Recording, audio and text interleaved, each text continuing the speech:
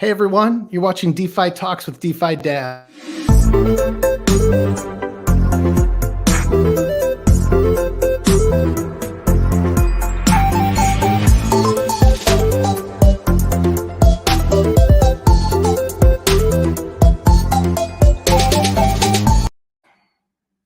Hey, it is Thursday, September 8th, 2022. Thanks for joining us. I am going to be speaking here today with Paul Frambot, which I probably mispronounced his name.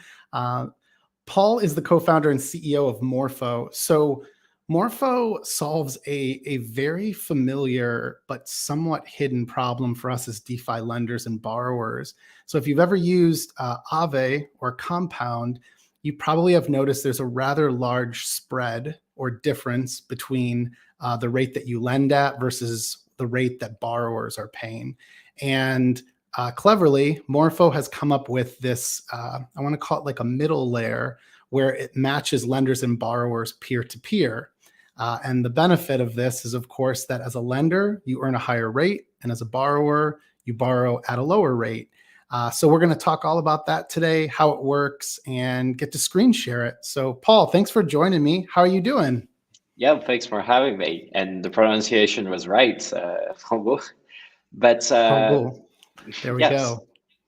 Doing super well. Yeah, excellent, man. No, funny enough, we met at ETHCC really briefly, and I was just recounting that when Paul explained it, you know, it was like a problem that, again, was like somewhat familiar to me, but I don't think I ever paid as close attention to how large that spread was.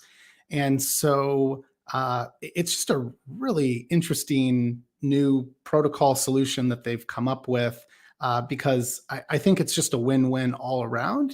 As soon as more folks adopt this, why would I as a lender not want to earn higher lending interest, and why as a borrower wouldn't I want to pay lower interest? So before we get started screen sharing, Paul, do you want to share a bit about your background? Like, what were you doing before Morpho, and then, yeah, how did you get started on Morpho? Yes, so probably the good thing is to start on where I got into crypto, like most founders. And for me, it was first through blockchain. So I worked and researched consensus algorithms at first. And from there, I sort of went up the stack, started working on Ethereum, coded in Solidity, and finally DeFi, where in 2020, I started modeling some protocols like Compound Pool, and basically have fun from a theoretical point of view, modeling protocols, modeling their inefficiencies. And when the lending pool models came out, I was really impressed by the solution that they had and the design choices that they had done. But at the same time, the first thing that popped into my mind is, well, you have this very big spread. You know, you have a lending APY on Compound and Aave that is quite low, and a borrowing APY that is quite high, and a 2-3% spread. And my first question when looking at it was, why is that so? And really at the time, what they solved was a problem that you could experience in ETHLens, Dharma, and those protocols that were very illiquid. So you had to lend and borrow money. You had to post an offer and then wait for someone to actually match your offer. And that was what you could call a peer-to-peer system. And Compound came out with a pool-to-peer system where everybody is put into a single smart contract such that matches are done automatically with the pool itself. And I was impressed by this, but at the same time, I realized that, well, you have very few borrowers and you have many, many lenders. And in such model, lenders are going to share the interests paid by the few borrowers. So if you have 3 lenders, 1 borrower, the borrower is going to pay 3% and the lender are each going to earn 1%. So yeah, from there, started working on a new solution with some researchers in a research center here in France, and built the company Morpho Labs to work on the protocol. And we raised funds, in 2 rounds, recently with Andreessen Horowitz and Variant co-leading our latest round. And yeah, we've been live for 2 months, now growing at 130 million liquidity. We're very happy with how things are going and all the integrations going on, and people basically using Morpho to optimize their compound rates and their Aave rates. Yeah, I've got lots more questions about how this works under the hood, just what we can expect from from a user experience. But I know firsthand it's better to actually show this. So before we actually screen share, just a quick reminder: if you're enjoying this free content on DeFi and Web3 education, thank my team at Fourth Revolution Capital. They are the ones supporting me and enabling me to continue to make content like this. So you can always reach out to us at fourthrevolution.capital if you are a talented builder or creating the next great protocol. So that said, Paul, do you want to go ahead and walk us through the dashboard that we're looking at here? Oh, sorry, Paul, you're muted.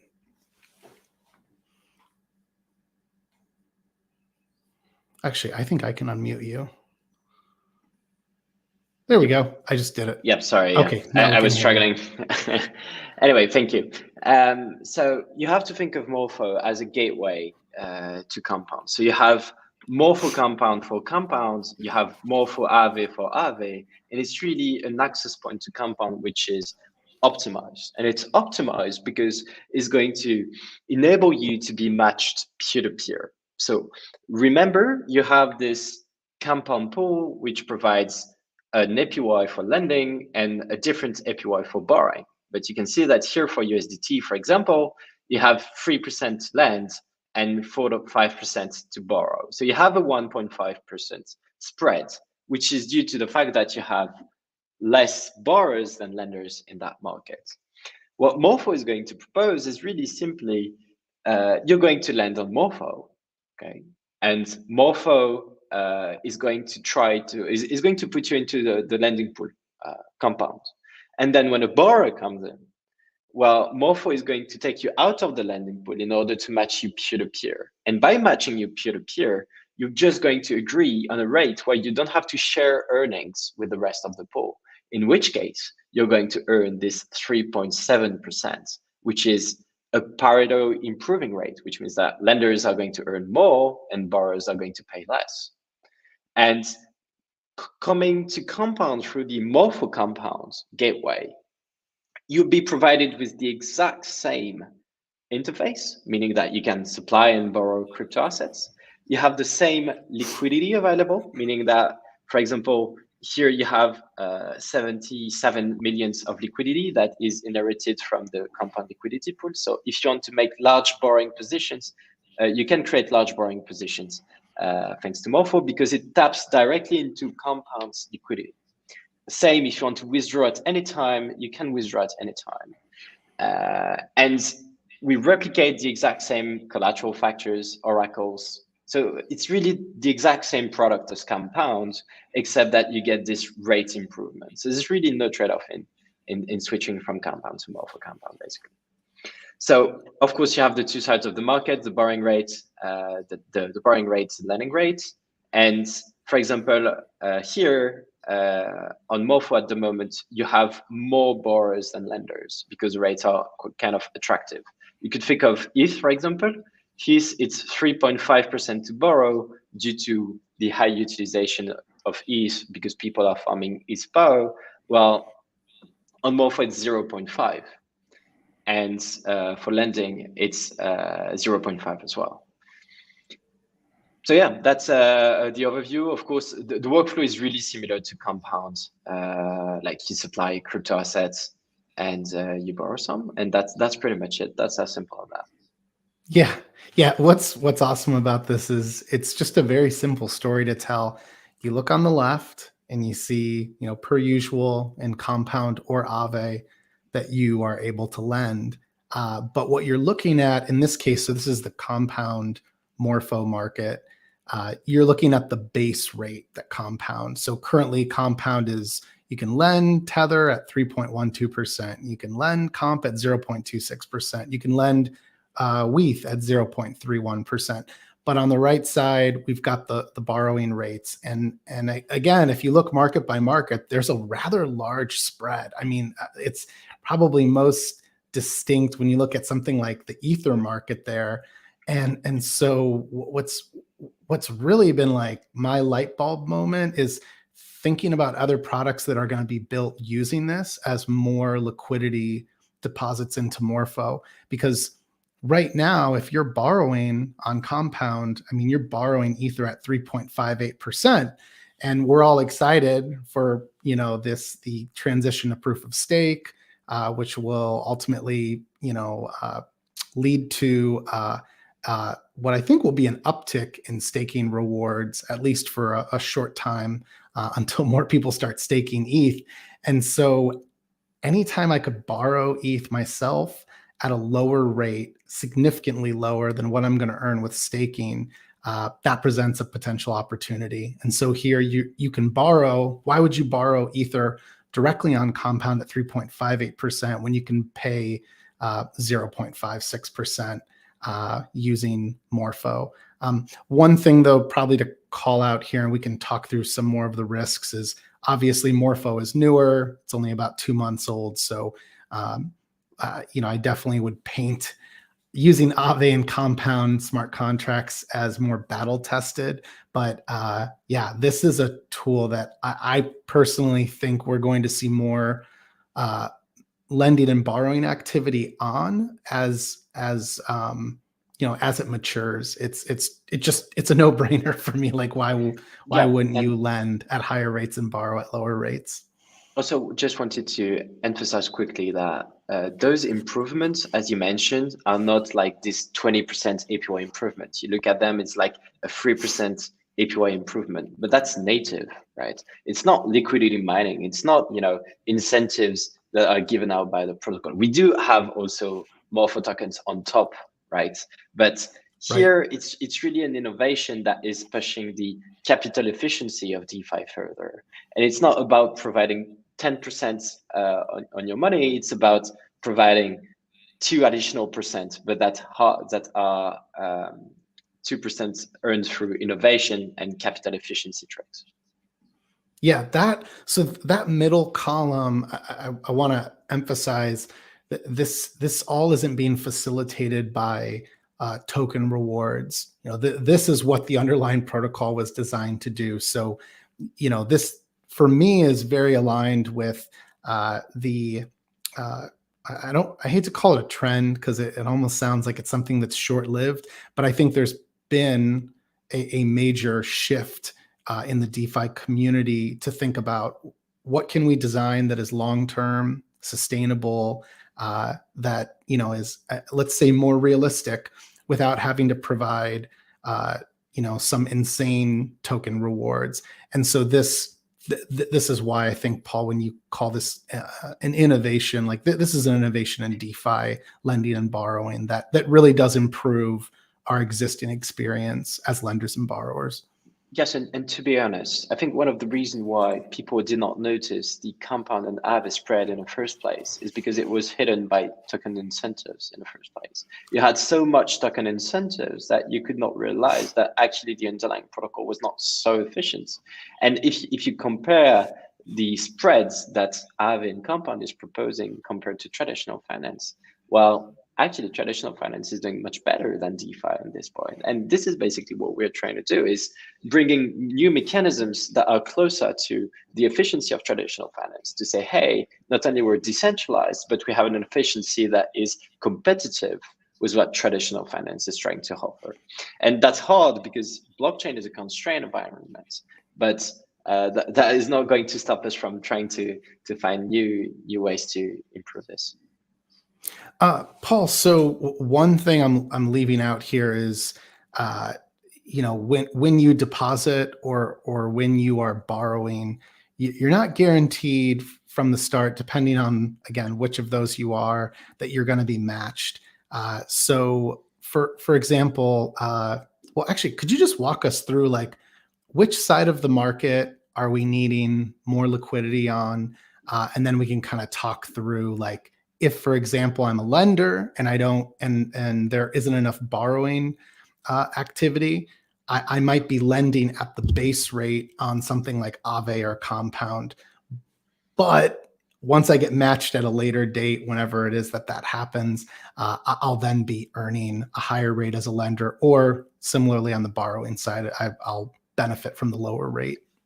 Yeah, absolutely. So maybe let's do a quick user journey here. So let's say I'm the very first user on the Morpho compound. So what's going to happen is that I'm going to provide some, let's say 100 DAI. Okay. So I provide my DAI, and Morpho is going to look for a match, right? But there is no match happening. So what Morpho is going to do is just going to put me on Compound. So maybe there is this nice give that we usually show, but I don't know if I'm going to be able to find it quickly, but yeah, there it is. So I supply liquidity, I get the pool APY, but then a borrower comes in, and Morpho is going to take me out of the pool and have me experience that peer-to-peer rate, because I'm going to be matched with the borrower. And then what's going to happen is that if at some point the borrower decides to leave, or if I decide to leave, well, Morpho is going to either rematch me with another borrower, or is going to take me back to the pool. So this GIF is actually showing that worst case scenario for Morpho compound is being compounds, and average case scenario is having a better APY. So it's really what we call a Pareto improving situation, where everything remains the same for you, same liquidity, same parameters, same liquidation parameters, but better rates. And the funny thing is that we've actually proved it, like in a formal way, and we're about to publish Morpho's yellow paper, which is a 70 pages long formalization of the protocol, and formal proving the actual improvements that we're making, but in more rigorous term, I would say. You'll have to remind me, on the website, there are some references to a token. So there isn't a token live though yet, right? So on Morpho, you have, let me do it. There is a Morpho token, but the Morpho token is not transferable. So the token is a bit the same way Euler has launched their token. So it's transferred to users. So you can currently farm the Morpho token here.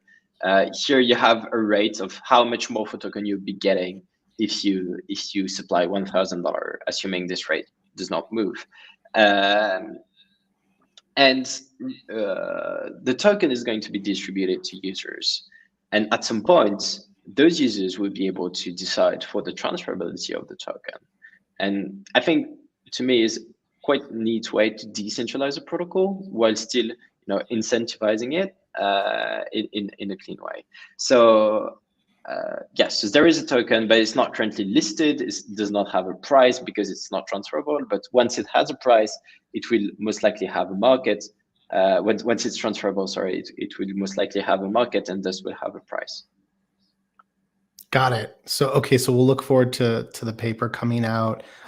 Right now, if we're a lender or a borrower, we're earning a non-transferable token, so nothing to really take action on there. And I think, just to underscore once more, everything, all of the sort of like benefits wrapped up in this, this is based on the fundamental mechanics of what's in the protocol. So tokens are just extra. Tokens are just extra, yeah. So on top of the strict improvement that we do from Compound, you get another improvement, which is the APY in tokens. But really, this is not the most important thing. Yeah, there's been quite a few protocols, like, let's say Instadap. Instadap had these Instadap light vaults, which for a time were doing well, and then I would say started to get blown up when Ether rates skyrocketed. And so those have actually corrected since then. But my point is, being able to borrow at better rates is obviously something that more would seek out, especially to incorporate into different sorts of products where, let's say, you're borrowing against a like asset, where, let's say, we borrow against Steph, like the Instadap Light Vault.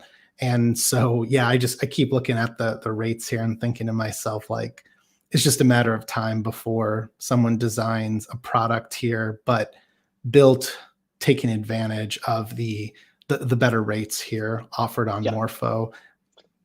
Actually, many are already working on it. So, excellent. That's great. Yeah. But so we're in touch with most of the lending pool users, like, I mean, the biggest protocols out there that are working with lending pools. And it was, Morpho is really an educational problem.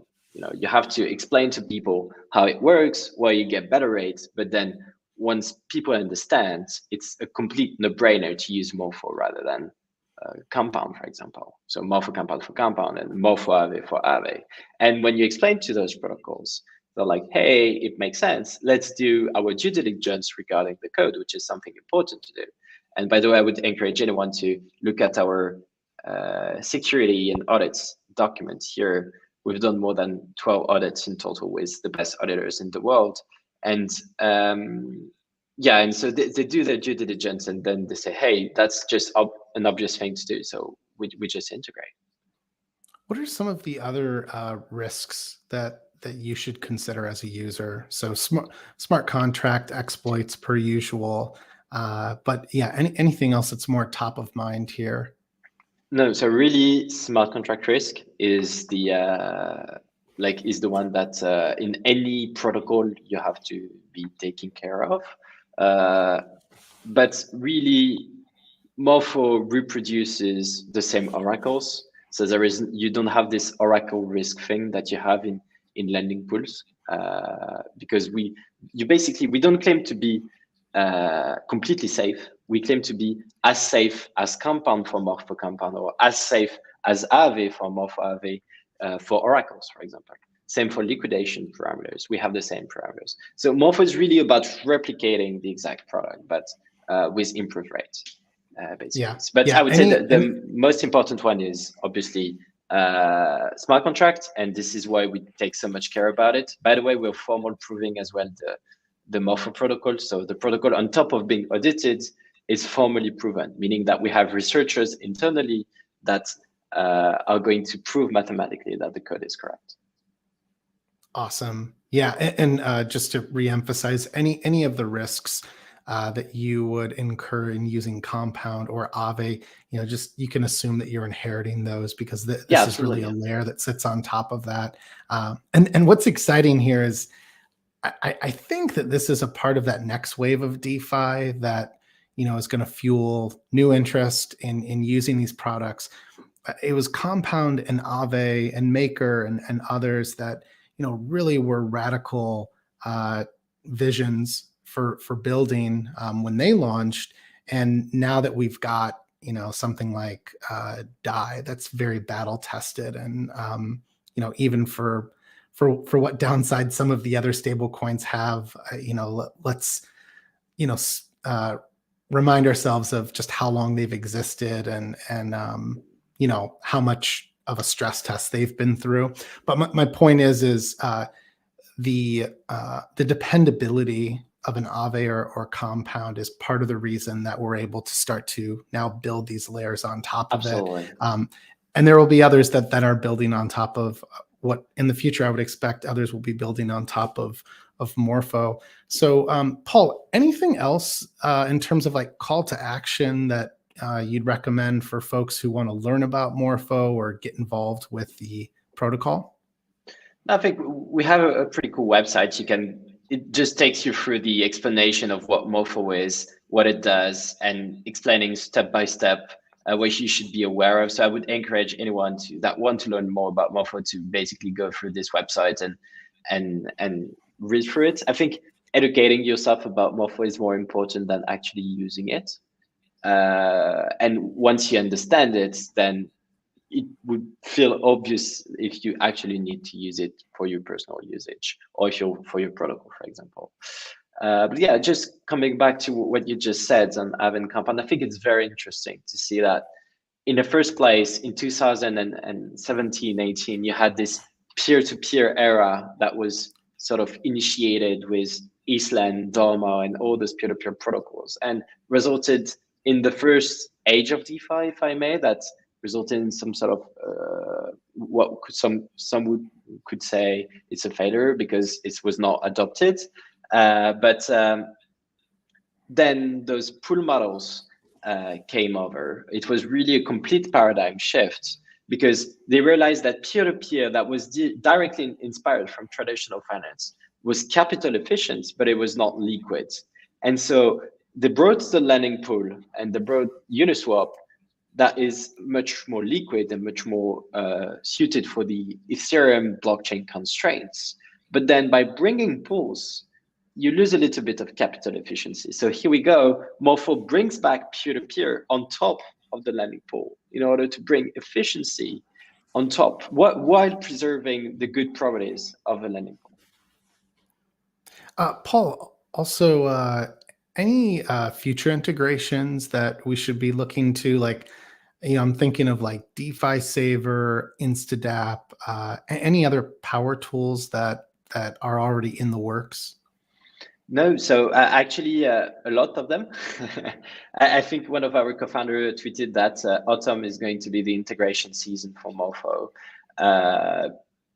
And basically all that I can talk about were already announced, but for the rest, it's still work in progress. And I would encourage anyone to follow at Morpho Labs, where we announce integration that were done on the Morpho protocol or partnership announcement between Morpho and another protocol. But you could think of any potential Compound users that we're already in discussion with them. I mean, every big one. So yeah, does not mean that everyone is going to come over, of course, but many are already work in progress, yes.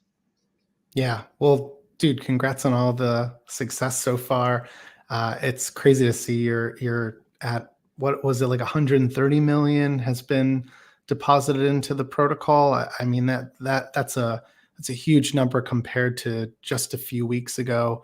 And like I said, I'm not an investor in Morpho. I just per usual, like ran into it, exploring new DeFi products, and thankfully we talked at ECC, and it's really solving an obvious challenge in DeFi lending and borrowing. So I'm hoping that more will sort of have the same light bulb moment, because like I said, it's just a no-brainer, win-win for lenders and borrowers. If y'all enjoyed this, don't forget to subscribe at DeFiDad.com. Be sure to follow my profile, DeFi Dad, on LensTube.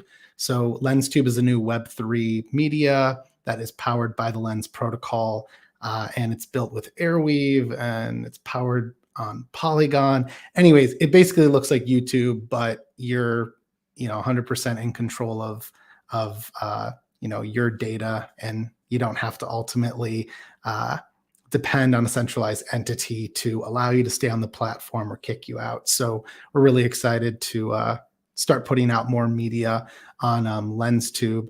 But that all said, Paul, anything else you wanted to share before we go? No, just wanted to thank you for having me here, and for having this light bulb, as you said, about Morpho. I'm excited about more and more people having it, and I'm expecting that more and more are coming. Awesome. Yeah. And one last shout out again to my team at Fourth Revolution Capital. If you're a builder like Paul, if you're creating like next great DeFi protocol, please reach out to me and my team here at fourthrevolution.capital.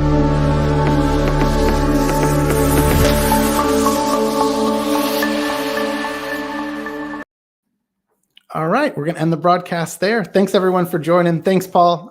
We'll be in a green room in a sec. Bye, everyone.